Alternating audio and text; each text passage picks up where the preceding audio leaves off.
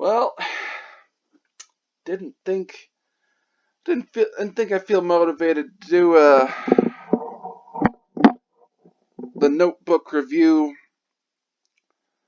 of The Timeless Children, but I feel motivated right now. I'm the Blood Knight of the Old Republic of Bloodganistan, and if you watched the earlier episodes of my Timeless Child review, they weren't